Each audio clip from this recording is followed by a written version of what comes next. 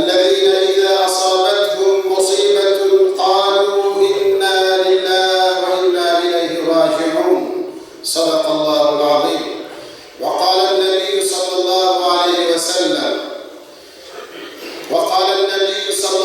عليه وسلم عجبا لأمر المؤمن إن أمره كله له خير صدق رسول الله صلى الله عليه وسلم. Ey Muhammed Mustafa sallallahu aleyhi ve sellem gönül veren değerli kardeşlerim, Allah Azze ve Celle zaman dilimi içerisinde farklı bölgeleri, farklı coğrafyaları imtihana tabi tutmaktadır. Geçen hafta merkez üssü Elazığ olan ilimizde bir deprem hadisesini yaşadık. Cenab-ı Hak bu depremde hayatını kaybedenlere rahmet eylesin. Hasta olanlara acil şifalar ihsan eylesin. Dünya öyle sıcak ki, dünya öyle sarsıntılar geçiriyor ki, dünya öyle depremlerle, zelzelelerle, afetlerle iç içe ki, dünya üzerinde yaşayan insanların yapmış oldukları kötülükler onlara geri dönmekte, birileri onların suratına çarpmaktadır. Çin'de son zamanlarda bulaşıcı hastalık olarak piyasaya çıkan koronavirüsü ve o virüsle Çin'i allak bullak etmiş, o kadar zengin olmasına rağmen, o kadar varlıklı olmasına rağmen, o kadar nüfuslu olmasına rağmen aciz kaldılar. Virüs ne demek biliyor musunuz? Virüs gözle görülür bir mikrop değil. Ancak laboratuvar ortamında teknik cihazlarla belki tespit edebilen, belki elde eden bir mikroptur. Allah o kadar büyüktür ki, Allah o kadar azametlidir ki, Allah o kadar kudret sahibidir ki, bütün dünya devletlerin tekniklerini alıp çöpe attı. Alın çözün bakayım. Size bir virüs bulaştırdım, şu virüsün çaresini bulun bakayım. Nemrut da aynı şeyi söylemiştir. Ene rabbukumul a'la. Ben sizin en yüce Rabbinizim demişti. Allah Celle Celaluhu Nemrut'u öyle bir hayvan ile musallat etti ki topal bir sivrisinekle kafasına beynine girdi. Ey ilahçı! Madem ilah isen şu sivrisineğe hakim ol da kendini kurtar. Ey Çin! Ey Amerika!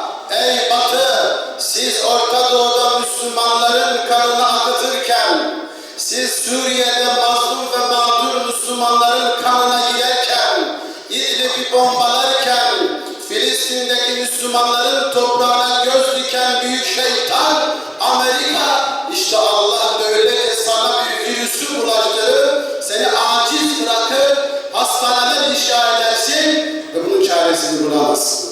Kardeşlerim, Allah çok kudretlidir. Allah çok azametlidir. Allah'a dayanırsak, vallahi ve billahi Rabbimiz Allah dersek, bütün güçleri bir tarafa bırakırsan, Allah işe kafirdir. Hasbunallahu ve ni'mel vekil. Hasbunallahu ve ni'mel vekil. Hasbunallahu ve ni'mel vekil. Bu dusturu kendi kalbimize ve gönlümüze nakşedecek olursak, bu sistemden başka, yani Cenab-ı Hakk'ın kurduğu sistemden başka bir sistem kabul etmezsek, bütün süper güçler karşımızda dize gelir. Allah bizim gayretimizi deniyor. Allah bizim gayretimizi harekete geçirmesini istiyor. Yoksa Allah Amerika'yı yok edemez mi? Yoksa Amerika için yok edemez mi? Yoksa İsrail'i yok edemez mi? Bu son süreçte Amerika Orta Doğu'da başka bir oyunun, başka bir fitnenin peşindedir. İsrail topraklarını daha da genişletmekte, daha çok Müslümanların gayretlerini belki harekete geçirmek istemekte, ama Müslümanlar bir kıpırdama yok. Müslümanlar ancak slogan atmaktan başka bir derdimiz, bir gayretimiz yok. Onun için kardeşlerim, Allah Celle Celaluhu Müslümanlara bir ve beraber olmayı, güçlü olmayı, bu dinsizleri ancak bu şekilde hakkından gelebileceği şuur izan nasip eylesin. Kardeşlerim, Cenab-ı Hak memleketimizi böylesi afetlerden muhafaza eylesin, virüslerden muhafaza eylesin, manevi virüslerden de muhafaza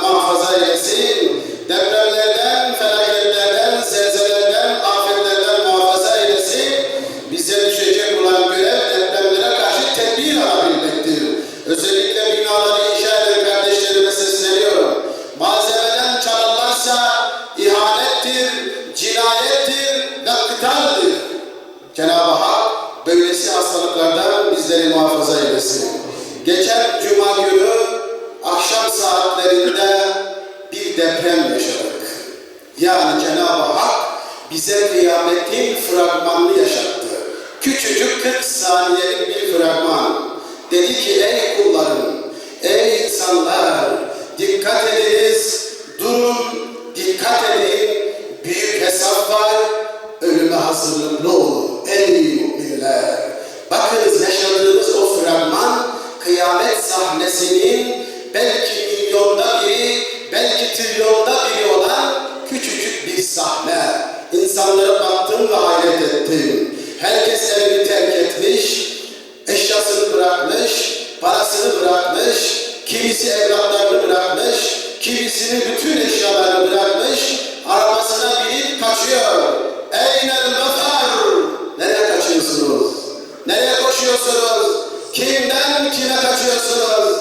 Deprem öyle bir hadise ki bugün size bu fragmanın Kur'an-ı Mübin'de geçen ayetlerin kısa bir özetinin filmini siz değerli kardeşlerimin idrakine sunmaya çalışacağım.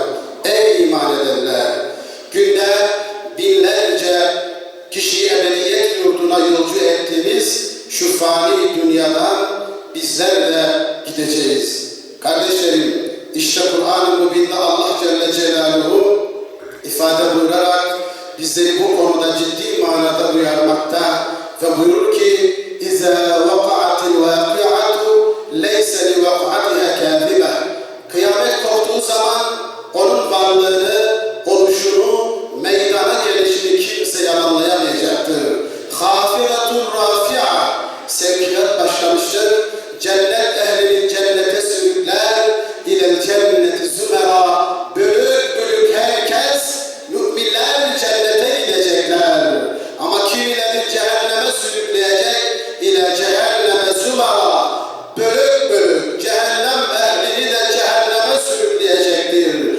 اِذَا رُجَّتِ الْأَرْضُ رَجَّا وَبُسَّتِ الْجِبَالُ بَسَّا Yer şiddetli bir sarsıntıyla sarsıldığı zaman, dağlar parçalanıp dağılıp toz duman haline geldiği zaman, ey insanlar, Rabbinizden korkun. Çünkü kıyamet vaktinin depremi müthiş bir şeydir. Onu görenler zannederler ki sarhoş olduğunu zannederler. Ama sarhoş değiller. Her gebe kadın çocuğunu düşürür. İnsanları da sarhoş olduklarını görürsün. Oysa onlar sarhoş değillerdir. Fakat Allah'ın azabı çok şiddetlidir. Fakat Allah'ın azabı ve gazabı çok dehşetlidir. İzâ zülziletil ardu zilzâleha ve ahracetil ardu esqâleha Yeryüzü şiddetli bir sarsıntıyla sarsıldığı zaman, yeryüzünün içinde sakladığı bütün hazineleri, üzerinde cereyan eden bütün olayları, gördüğümüz dağları, taşları, ağaçları, kuşları, böceklerin hesap verdiği ve bir gün geldiği zaman, işte o gün yer Rabbinin emriyle bütün haberlerini anlatır.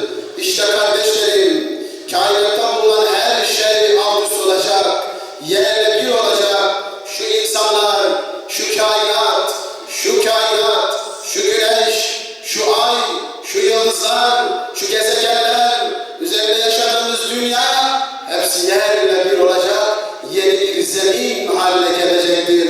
Her nefis ölümü tadacaktır. Herkes toprağın altına gelecek. Allah hesap verecektir. Kullu nefsin zâiqatul mevt. Her nefis ölümü tadacak. Eynemâ tekûnû yudrikul mevt. Nerede olursanız olun ölüm sizi yakalar. Saf ve sağlam kanalinde olsanız bile her nefis öldüğü gibi bu hayat da bitecek. Yeni bir hayat başlayacak. Rabbena inneke câmi'un nâsi liyevmin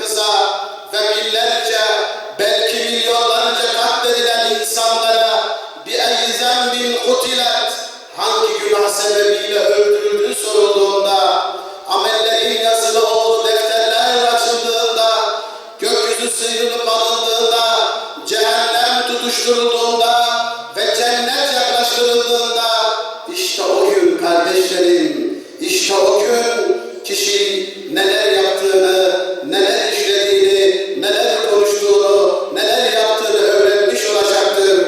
İşte o gün mahkeme-i kübra kurulacak, mazlumun hakkı alınacak, zalimler rezil olacak, adalet terazilerinde hiç kimseye en ufak bir haksızlık edilmeyecek. İşte o gün melekler ve Cebrail Rablerin katında huzurunda saf saf dizilecekler.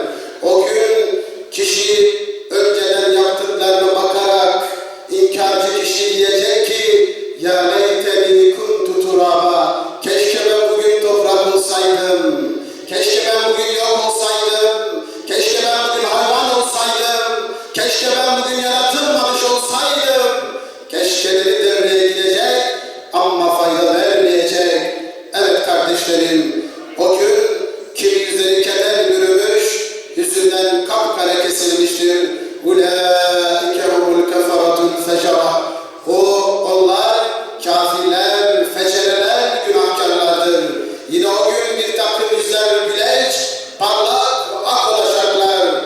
Onlar da Rablerinin nimetinde olacaklar. Hakiki mümin olanlar olacaklar. Bu dünyada dini mümin için mücadele edenler olacaklar. Bu dünyada el-i kelimetullah'ın gelmesi için mücadele sarf edenler olacaklar. Bugün bu dünyada ümmet ile beraber hareket edenler, bu dünyada müminlerin bir ve beraber olmaları için hareket edenler, bu dünyada küfrün, ABD'nin ve İsrail'in karşısında saf tutanlar, Batı'nın ve Batılıların karşısında saf tutanlar, kıyamet gününde Cenab-ı Hak onların nimetleri içerisinde donatacak, cennetine buyur diyecek, selam olsun diyecek. Rabbim bizleri böylesi mümin kullarından eylesin. Cenab-ı Hak dünyada var olan bütün afetlerden memleketimizi ve müminleri muhafaza eylesin. Rabbim memleketimizi bütün afetler, doğal afetlerden muhafaza eylesin. Depremlerden ve sellerden muhafaza eylesin. Virüslerden ve mikroplardan muhafaza eylesin. Gençlerimizin ahlakını bozacak olan bütün manevi virüslerden muhafaza eylesin. Fiziki olan virüslerden de muhafaza eylesin. Bir ve beraber olabilmeyi, sıkıntılarda ve bolluklarda beraber hareket edebilmeyi cümlemize nasip eylesin. Müslümanlara güç ve kuvvet ihsan eylesin. Müslümanları tekrar eski günlerdeki gibi aziz eylesin. Bütün dünya hükmedebilen, bütün dünya yönetebilen, bütün dünya adaleti götürebilen kulları haline gelmeyi cümlemize nasip eylesin. Cenab-ı Allah bize bütün olumsuzluklardan ve kötülüklerden muhafaza eylesin. Amin. Ela inna ahsenel kelam ve ella'l nizam. Kelamullahil melikil azizil allam.